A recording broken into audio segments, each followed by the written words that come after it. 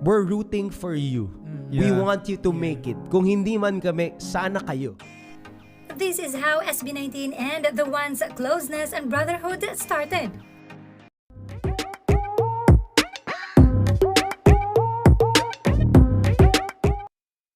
The Ones was the first or amongst the first artists in the industry who truly believed SB19's music and vision, respected their wisdom, admired their struggles, and wished for world domination. Ika nga ni Carl, kung hindi man kami, sana kayo.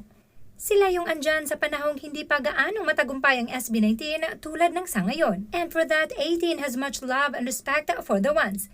At syempre, deserve din ng kanilang music and artistry. We met them because of an endorsement. As you all know, kami po ay parehas na endorser ng TM. And pandemic po noon, so during the, parang, kasi requirement po sa Pilipinas na kada galaw nyo may swab test. So nagkasabay po kami mag-swab test. Ikaw yung nag-swab siya. Hindi. So, nung na-meet po namin sila, sobrang mahihain po sila eh. Sobrang mahihain po sila nung una. So, parang, tahimik naman mga to. So, nagpakilala po sila sa amin na, hi, kami. Sila po yung nagpakilala sa amin. Nakahiya pa nga Oo, kami po yung nahiya. Hi, kami yung SB19. Sabi ko, yung mahiya sa amin, pare-pares naman tayo nagpa-plastikan dito. Icebreaker. Oo, dun yung naging icebreaker namin. Nagtawa na kami lahat.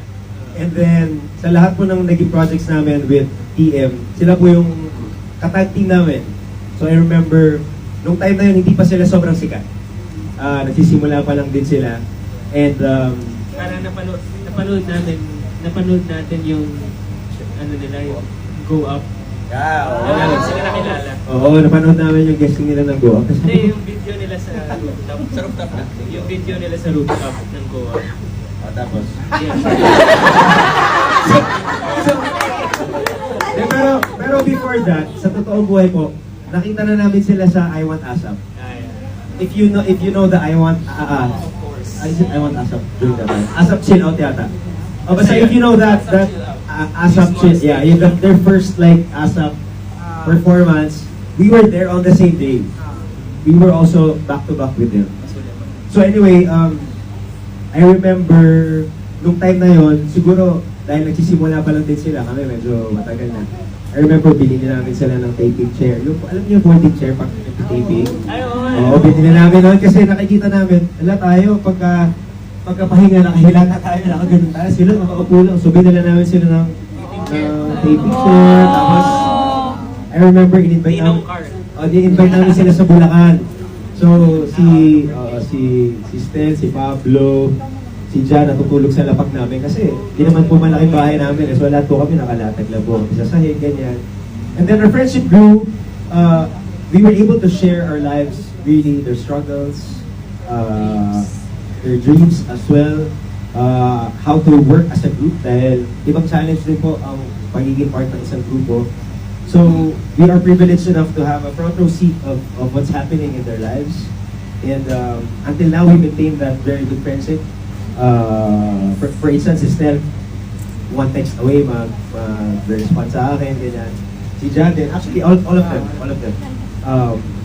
So yun po, it's because of that endorsement, but also, binuksan din nila yung buhay nila sa amin. So, yun, nagkagala-gala namin sila nun sa Bulacan. Nag-Siargao pa kami together, ganyan. Pero, hindi din po natapos lang sa parang, okay, kinaibigan namin sila. They were really also a blessing to us. In fact, in one of our music videos, the song called Salamin, si Stel po, yung naging main artist namin doon. At hindi po kami nahirapan na i-invite siya. In fact, yes po siya agad. And even may mga niluluto kami, we can't reveal that, but we are still in close conversation with them. Even kay Kuya Yani, ayan. So talagang napamahal po sa amin itong mga batang ito at tinuturing po namin talaga silang kapatid. Maybe not by blood, but by heart. Alala niyo ba kung paano nagsimula yan? Roll VTR! Unang-una kami nag-meet sa meeting room. Tapos, nagpakilala tayo isa-isa. Tapos sabi ko, Alam niyo, wala pa kaming kaibigan na talagang artist talaga. Tapos nakarelate sila. Uy, kami din eh. Wala pa rin kaming mga friends talaga na artist na talagang close.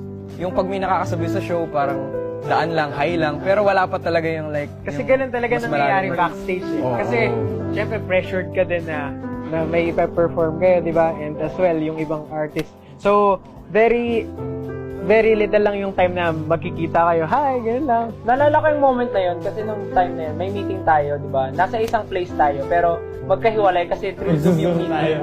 Nasa labas kami, sila nasa loob ng meeting room. Tapos nagtatanawan lang kami, gano'n. Tapos syempre, hindi pa kami... After namin mag-swab, syempre medyo Swab. Nung okay na parang, negative kami lahat. So, yun na yung moment na parang, uy, doon na talaga na, uy, kumusta? Sabi ko pa kay Justin, huwag ka mahiya sa amin, plastic lang kami. Naalala ko, plastikan lang talaga. Huwag ka magkalala, plastikan lang. Yung pinaka-unang bonding talaga na namin. Nag-dinner kami after ng isang shooting. Talagang pinush namin dinner na kahit pagod na kami. DM din yun, yung shoot na yun. Doon nag-start yung mga malalalim na convos talaga. Doon sa dinner. And then we started connecting, like messaging each other, gumawa kami ng group chat. Tapos nag-update kami sa lahat naman nangyayari. Pag may bagong release yung notes, kino-congratulate nila kami. Pag meron din sila bagong release, sinisupport namin.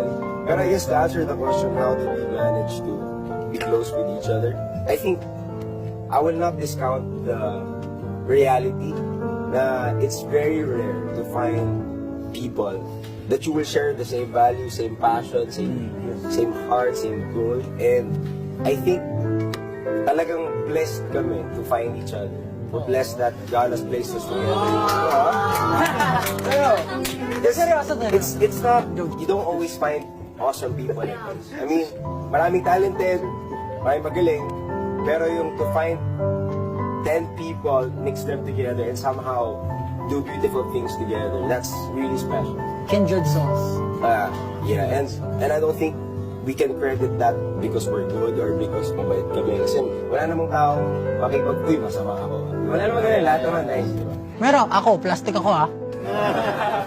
Something that Hannah brought together. Something na pinagtagpo at tinadhana.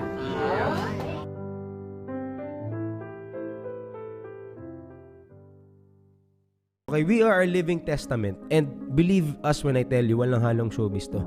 Kami, now that we know your story, we're rooting for you. We want you to make it. Kung hindi man kami, sana kayo. Alam mo yun? Kung hindi man namin kayanin yung mag-international kami, sana kayo makarating kayo dun sa world domination.